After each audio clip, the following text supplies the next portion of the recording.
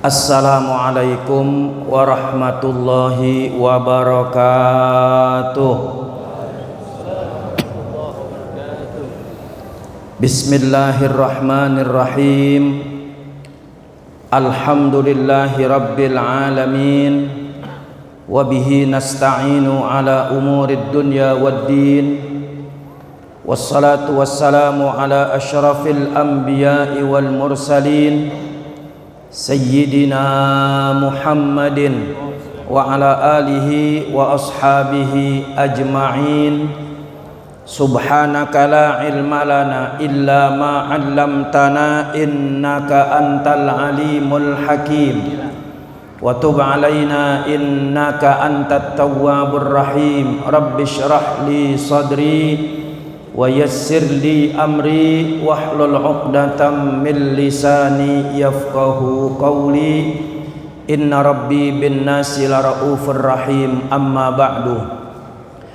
Para asatidah, para hujjaj, bapak-bapak, ibu-ibu, jamaah sekalian yang saya hormati, alhamdulillah, puji dan syukur marilah kita panjatkan kehadirat Allah Subhanahu wa ta'ala, yang hanya kepadanya kita menyembah dan hanya kepadanya kita memohon pertolongan. Sebagaimana ikrar yang biasa kita ucapkan, iyyaka na'budu wa iyyaka nasta'in.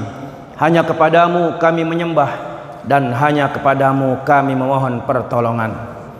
Salawat dan salam semoga senantiasa tercurah kepada baginda Nabi besar Muhammad sallallahu alaihi wasallam. Mudah-mudahan salawat yang senantiasa kita baca membawa berkah dan menjadi syafaat buat kita dunia dan akhirat. Amin ya rabbal alamin. Para jamaah kaum muslimin dan muslimat yang saya hormati, di malam keempat ini saya ingin mengangkat tema tentang berkah. Apa itu berkah sebenarnya?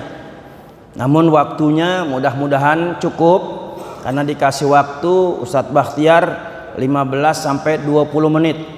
Ya, kalau kultum biasa disingkat jadi apa? Kuliah 7 menit, bukan 70 menit. Kalau 70 menit kelamaan. Ya, kultum kuliah 7 menit. Saya naikin lagi kulibas, kuliah 15 menit. Ya, naikin lagi kutipu, kuliah 30 menit. Kelamaan kutinggal,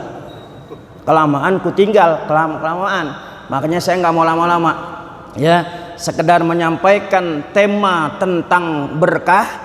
Nah, selesai, kemudian dapat kita amalkan dalam kehidupan kita sehari-hari, hidup kita pun penuh berkah. Itu menandakan bahwa Ramadan yang kita lakukan tahun ini berhasil. Insya Allah. Apa sih sebenarnya berkah itu? Kita sering doain orang. Kalau orang ulang tahun yang kita doain apa? Barakallahu fi umrik. Semoga Allah berkahi dalam umur engkau. Tuh ya.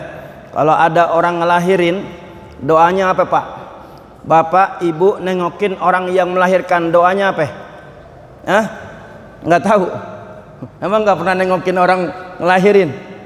Ya. Pasti kan, walaupun anaknya, cucunya, ya keponakannya, misanannya, tetangga kita, ketika kita datang nengokin orang yang melahirkan, apa doanya?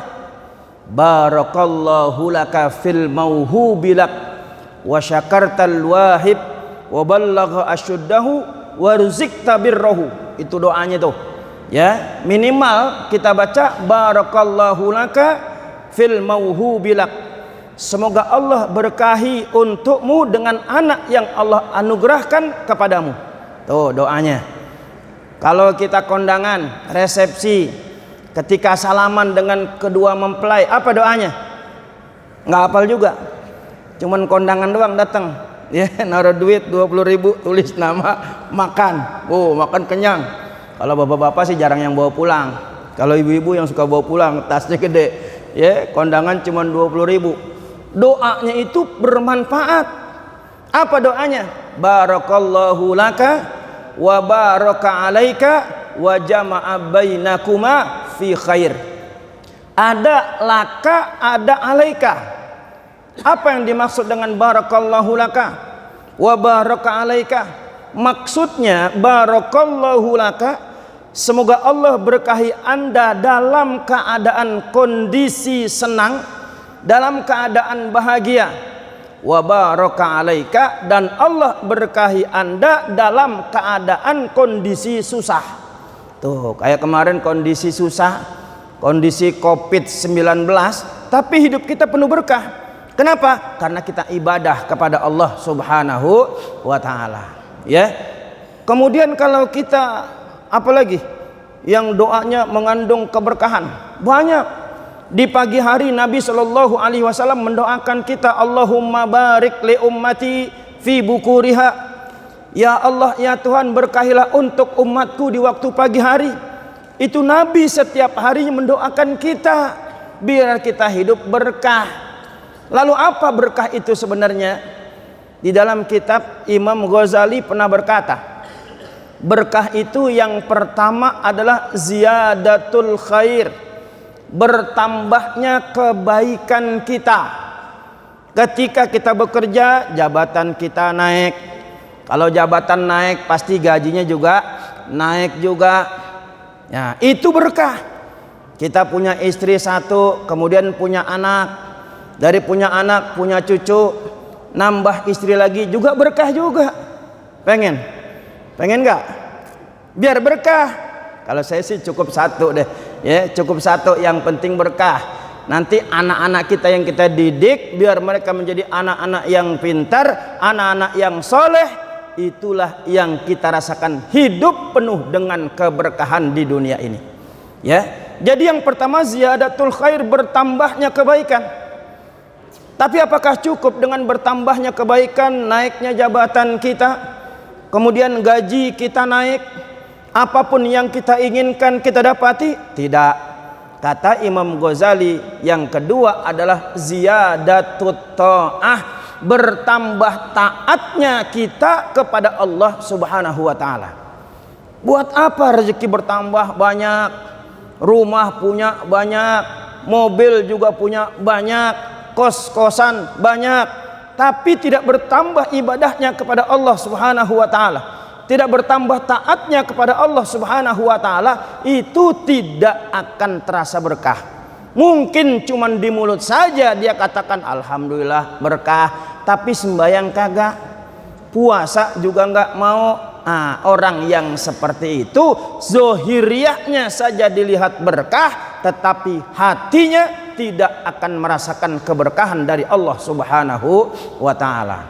Bahkan dalam satu hadis Nabi Shallallahu Alaihi Wasallam bersabda, "Idza ata alayya yaumun la azdadu fihi ilman yuqarribuni ilallahi ta'ala zulfa fala burikali dzalikal yaum, fala burikali fi dzalikal yaum." Ya, apabila datang suatu hari dan ilmuku tidak semakin bertambah, ilmu yang bisa mendekatkan diriku kepada Allah Subhanahu wa taala enggak bertambah, maka tidak akan terasa keberkahan buat aku pada hari tersebut, pada saat mulai matahari terbit sampai terbenam matahari. Itu Nabi Shallallahu Alaihi Wasallam. Artinya apa? Nabi Shallallahu Alaihi Wasallam setiap hari mengharapkan datangnya malaikat Jibril yang selalu memberikan ilmu kepada Nabi. Bagaimana dengan kita? Apakah hidup kita ini penuh dengan ilmu? Apalagi di bulan Ramadan, banyak kegiatan taklim-taklim yang diliburkan di malam hari. Ya, tentunya semakin berkurangnya ilmu yang kita dapatkan di bulan Ramadan, maka keberkahannya berkurang, tetapi diganti dengan ibadah-ibadah yang lain. Maka dianjurkan oleh para ulama-ulama kita, walaupun kegiatan taklim di bulan Ramadan diliburkan, masih ada kegiatan-kegiatan yang bisa menambah ilmu pengetahuan kita agar hidup kita penuh dengan berkah. Cuman banyak mobil doang tapi sembahyang nggak mau, ya. banyak rumah doang tapi sedekah juga nggak mau, percuma. Maka hidup penuh dengan berkah itu dalam rangka taat kepada Allah Subhanahu wa taala. Saya ada satu cerita, ini juga saya ambil dari kitab. Imam Ghazali pernah bercerita bahwa ada dua anak muda yang kedua-duanya pergi ke sungai ingin memancing. Anak muda yang pertama sudah mempersiapkan pancingannya, kemudian dia lemparkan dengan membaca doa, Bismillah, atas nama Allah saya memancing. Dia lemparin. Kemudian anak yang kedua pun dipersiapkan lagi dengan membaca doa, Bismisyaiton, atas nama setan saya memancing. Dia lemparin lagi.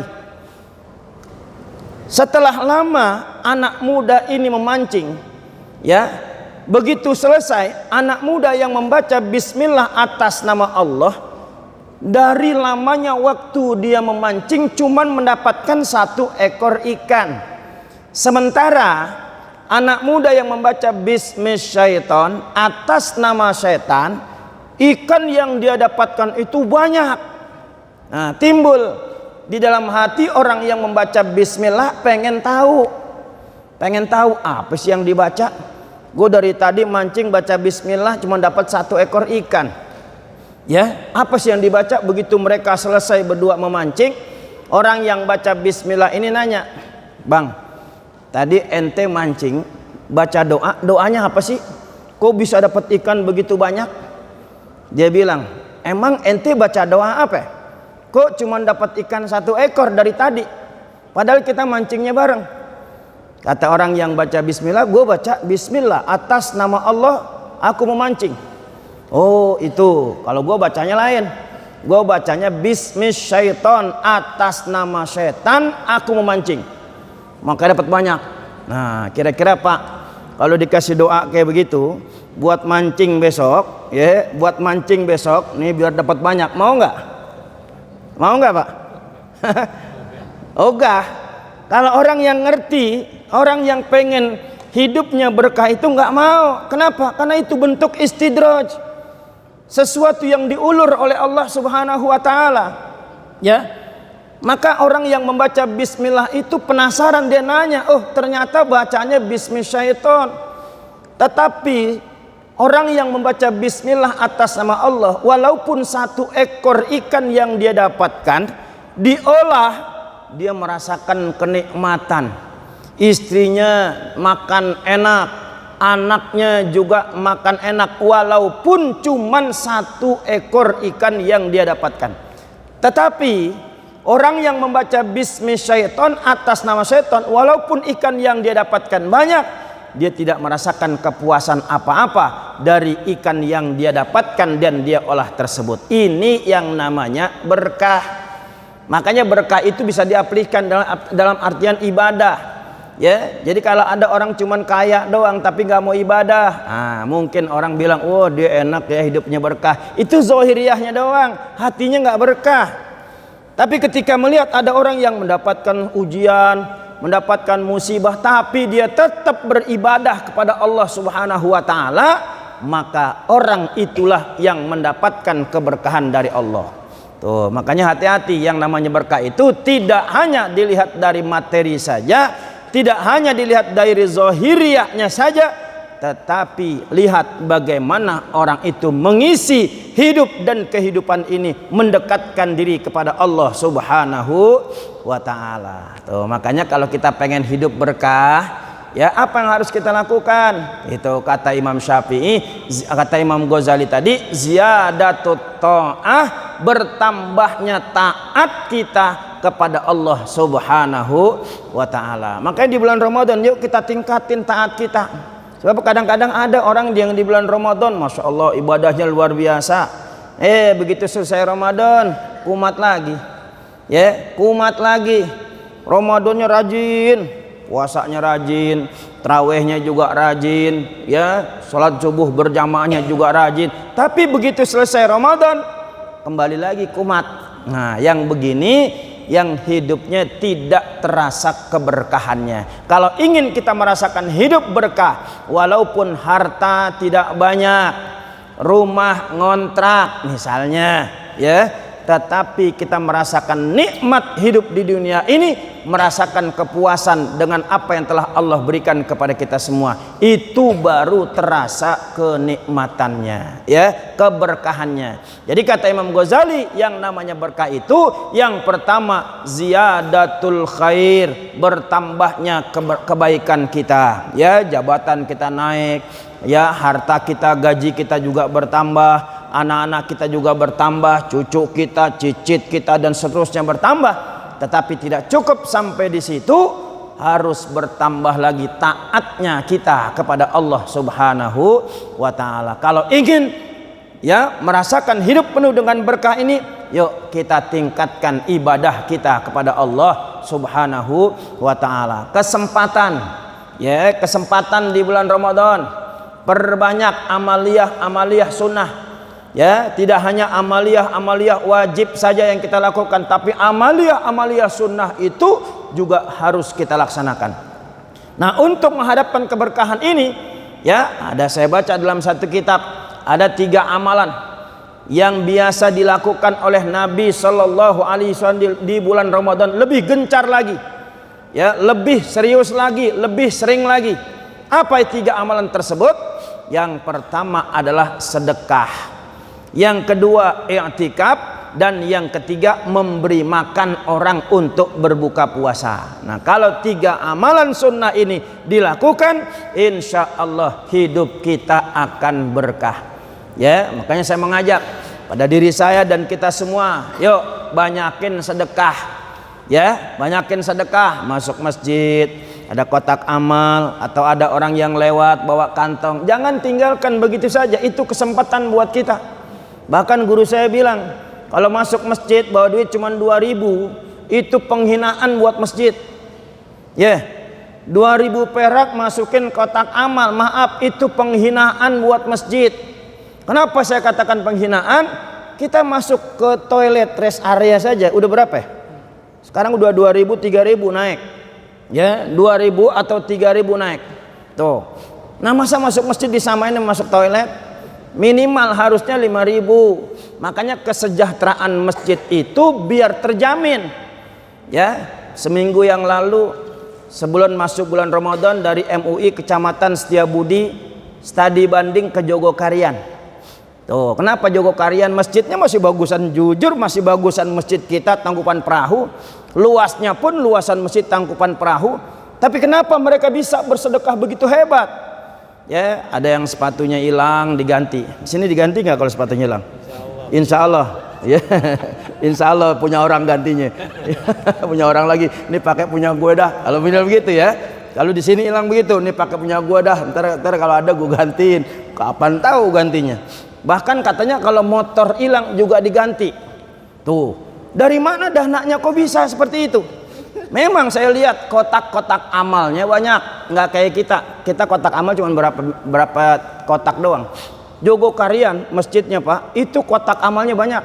Ada kotak air mineral, ya, ada kotak anak yatim, ada kotak janda, duda nggak ada, ya, ada kotak janda, kotak duda nggak ada kotak parkir, tuh, ada lagi kotak bencana, kotak-kotaknya banyak. Tapi luar biasa kegiatannya. Bahkan 2 hari kemarin, dia di hari kedua, mereka bisa memberikan sembako kepada 400 duafa. Bukan cuma sembakonya doang, sama duitnya 400.000. Coba, setiap buka puasa minimal 3.000 orang yang berbuka puasa antri. Tuh, nggak pakai nasi kotak, ya, tapi pakai prasmanan. Coba kalau prasmanan 3.000 orang. Yang nyuci piring kan lumayan tuh, capek juga, tapi itu dilakukan setiap hari. Kita ada dialog dengan mereka. Masya Allah, kok bisa? Masjid-masjid di Setiabudi banyak, kenapa nggak bisa menjadi ikon satu seperti Masjid Jogokarian? Kemarin saya ajak teman-teman saya, yuk coba kita bikin di Setiabudi, biar ada satu masjid, misalnya Masjid Tangkupan Perahu, kita jadikan ikon seperti Masjid Jogokarian. Ya, kita buka UKM. Tuh, kerjasama dengan pemerintah kita, baik RT, RW, lurah, camat, wali kota, kita gabung bikin. Di sana Pak, satu perjalanannya depan Masjid Jogokarian, jalanan doang, jalan raya kayak kita begini, tapi penuh dengan pedagang-pedagang, dan mereka itu dihidupkan. Siapa yang menghidupkan? Anak-anak muda. Kita yang susah kan cari anak mudanya Pak, yang cari anak mudanya, remajanya susah. Kalau mau kayak Ustadz Bahtiar bukan anak muda lagi, udah ya kayak saya bukan anak muda lagi, udah punya cucu. Ya, bukan anak muda lagi. Tapi bagaimana cara menggerakkan anak muda? Ini yang pertama, potensinya ada di anak muda. Kemudian, apalagi yang mereka lakukan? Mereka bukan hanya cuma orang-orang kaya yang mereka rekrut, tapi orang-orang yang tidak mampu pun mereka ajak untuk sedekah. Caranya gimana? Pak, Bapak mampu berapa? Jangan cuma maaf ya, jangan cuma mau ikut makannya doang. Bahasa kasarnya, lu mah enak dong makannya doang, lu nyuci piring kagak mau, nyuci gelas nggak mau, giliran makan paling banyak, habis makan SMP sampai makan pulang. Nah, nggak begitu, kesadarannya tinggi, kesadaran mereka tinggi. Ya udah Pak, saya bantu 5.000 perak, 5.000 mampu dia. Dari 5.000 itu nanti berkah, hidupnya berkembang. Mana kosot sodakotun min mal bal yazdad bal yazdad bal yazdad. Harta yang disedekahkan itu tidak akan pernah berkurang sedikit pun, bahkan bertambah dan terus bertambah. Tuh, saya ajak teman-teman, yuk kita bikin yuk. Ada yang laporan begini, ya Ustadz, kalau kita bikin dagangan, ya ini masalahnya udah banyak yang megang nih, ormas-ormas nih. Yang ini ormas FBR, yang ini ormas F4KB. Yang ada ntar kita berantem sama mereka nih. Aduh, iya juga ya, lapak-lapak udah dikuasai sama dia juga. Saya pikir, bismillah kita ajak mereka juga kan orang Islam. Masa sih mereka nggak mau bangun kegiatan syiar-syiar Islam di masjid? Pasti mau. Oh, cuman belum terlaksana. Ya baru kemarin, baru seminggu saya pulang, tapi sudah saya coba ingin menjadikan di Setiabudi ini ya satu masjid yang menjadi ikon seperti Masjid Jogokarian. Masya Allah Pak, bagusan masjid kita Pak. Masjid di sana biasa-biasa aja, tapi subuhnya penuh. Padahal kalau dipikir ya rumah-rumah orang kampung sama seperti kita, ya jarak-jaraknya. Tapi kesadaran mereka tinggi, dan mereka pun walaupun pahamnya Muhammadiyah nggak pernah ributin kayak kita. Ya, kita kan kadang-kadang baru tarawih 11 sampai 23 berantem. Yang satu kunut, yang nggak pakai kunut ribut. Di sana enggak Pak. Waktu saya survei ke sana, imamnya nggak baca bismillah pada saat baca Fatihah. Langsung alhamdulillahirabbil alamin, nggak baca bismillah. Kemarin begitu saya datang ke sana baca bismillah. Saya tanya, kalau yang begitu Pak nggak usah diributin. Oh, bagus. Yang begini bagus. Kita kan dikit-dikit berantem. Yang ini nggak pakai kunut, gue nggak mau di situ ah. 23 kelamaan, gue mau yang 11. Memang dasar lo males, gitu. Ya, nah, coba yang begitu-begitu kita buangin. Yuk kita bentuk persatuan dan kesatuan. Ya, sebenarnya masih ada 2 lagi nih. Ya, etikaf dan memberi makan orang untuk berbuka puasa. Ini udah 20 menit lebih. Ya, cukup sampai sini Ustadz Bahtiar ya. Nanti kalau masih ada waktu, mudah-mudahan Allah pertemukan kita kembali. Yang penting buat kita ya hidup kita sehat, ya kemudian berkah. Nah itu yang kita cari, hidup berkah. Nah untuk mencari hidup berkah bagaimana? Kita ibadah. Pergi ke Mekah bawa sejadah. Pengen hidup berkah selalu ibadah. Mudah-mudahan Allah kabulkan segala niat dan cita-cita kita. Al-Fatihah. A'udzubillahi minasyaitonirrajim. Bismillahirrahmanirrahim. Alhamdulillahirabbil alamin. Arrahmanirrahim. Maliki yaumiddin. Iyyaka na'budu wa iyyaka nasta'in. Ihdinas siratal mustaqim. Siratal ladzina an'amta 'alaihim ghairil maghdubi 'alaihim waladdallin. Amin. Terima kasih atas perhatiannya. Mohon maaf atas segala kekurangannya. Yang benar datang dari Allah, yang salah datang dari kebodohan saya sendiri. Hadanallah wa iyyakum ajmain. Wassalamualaikum warahmatullahi wabarakatuh.